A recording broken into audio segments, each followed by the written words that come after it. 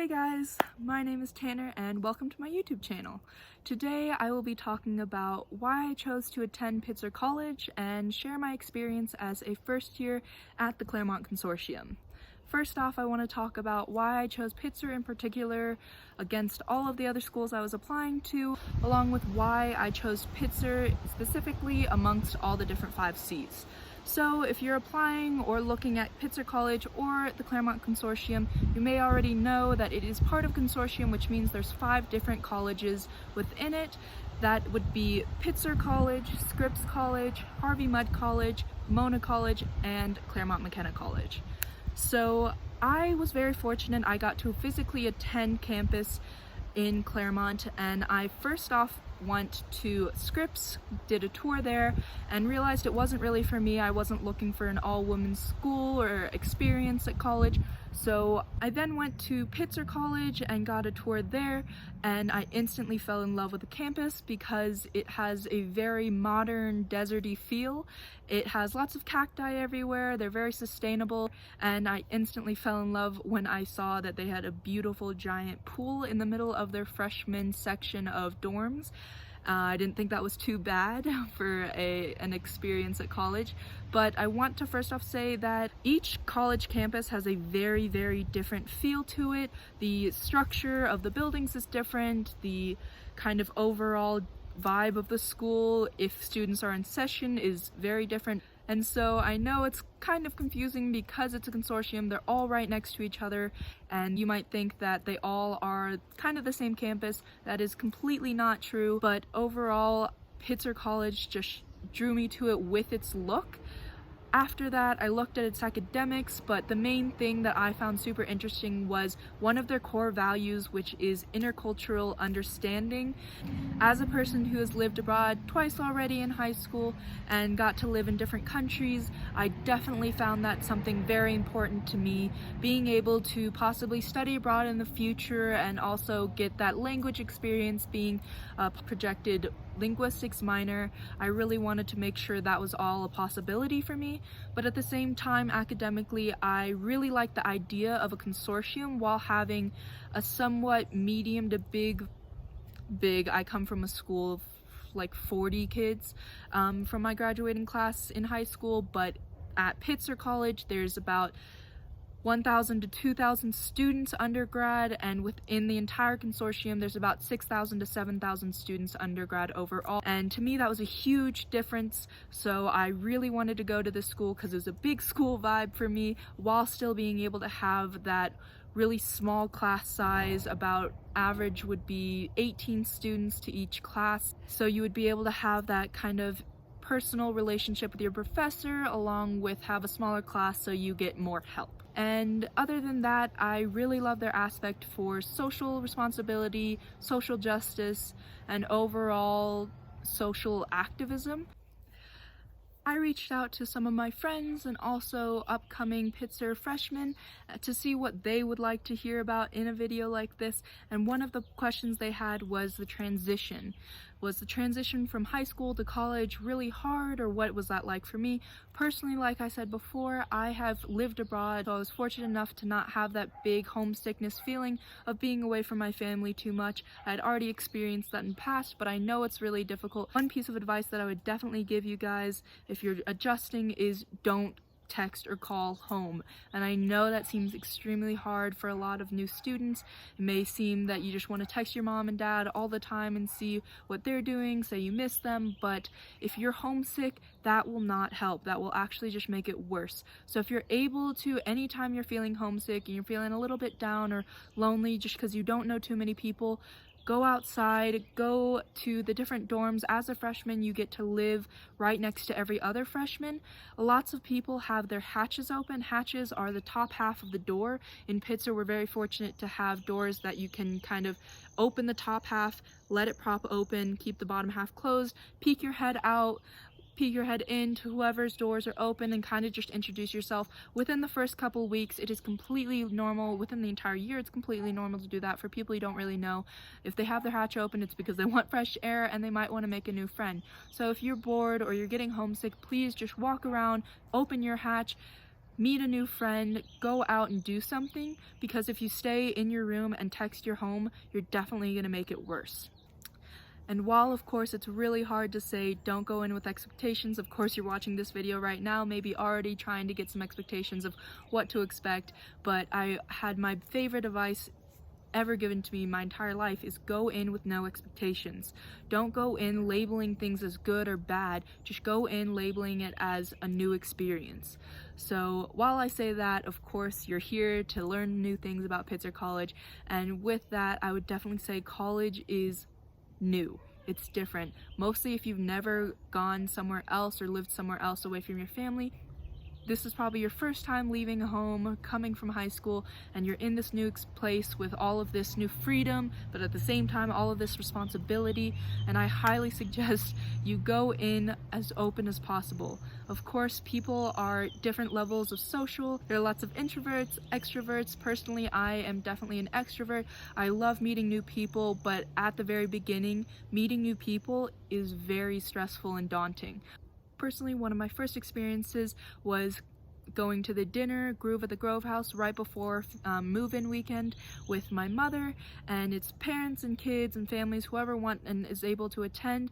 You go and meet people, meet faculty, your OA adventure leaders, which is orientation adventure leaders, and that was a great way to meet new people. Even though I'm an extrovert, it was super daunting to talk to all these students. I was really scared of making a bad first impression, so I kind of stuck right next to my mom the whole time. But if you're courageous enough, I highly suggest going out and kind of reaching out to that person that is sticking next to their parents a lot and trying to help them feel a little more comfortable. And meeting all these new people. The more people that you meet, the more opportunities you have to make new friends. Obviously that's a given, but I highly suggest you just talk to people no matter what the impression is. If it's that bad, people will probably forget about it. They're all doing their own thing, they're all stressed out as well, so just go out and talk to people. And another thing of going to college, you have orientation adventure. Orientation adventure is something that all of the 5 C's each have. Orientation is also something that was really important to me, just being able to meet people and kind of break the ice with other people. You are able to choose from different options. For example, some of the options that I had when I was coming in 2019 were Pitzer Camp, which is actually the one that I went on, where it's high ropes course, archery, hikes, overall kind of if you went to a kind of summer camp, it's kind of like that.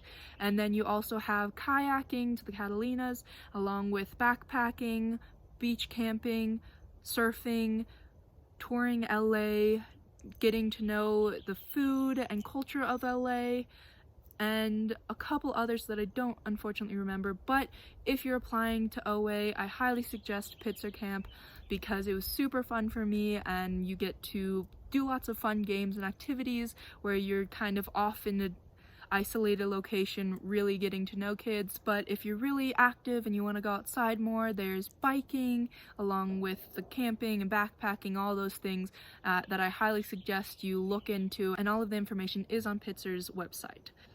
Another really important part is roommates. Of course, everyone is gonna go in and have all of this stress of meeting all these new people, but one of the most important people that you're going to meet is the person that you're going to be living with for the rest of the year. Unless you're fortunate enough or have special circumstances to be in a single your first year, most of us will be put in a double where you also have a suite of 2 other people on the other side of your bathroom.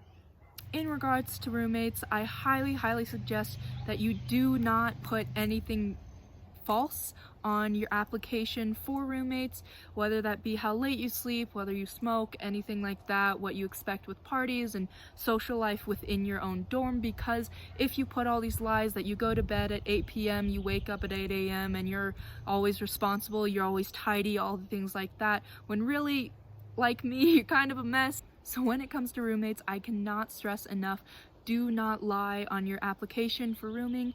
Please tell the truth, whether that's that you go to sleep at midnight, you wake up at all hours of the time, you're messy, you're tidy, whatever it is, you possibly are okay with your roommate smoking, things like that. It's really important that you don't lie, because if you do, you're going to be set up with the completely wrong person. And while I also say opposites attract, I don't think it's going to be great for your entire year of living with this person. So I was very fortunate. I put in a lot about my broad experience and things like that, and how much I like to learning about different cultures and all these fun things that I like to do, how I'm pretty active, and overall I just am a pretty relaxed person. I didn't care too much about mess, but I was still semi-tidy. I went to bed late, I woke up later in the day, if it's the weekend, things like that. I was very fortunate to be matched with a girl that was amazing. She's an international student and we got along so well, but something that really went well for us is that we sat down within the first weekend and put down some ground rules.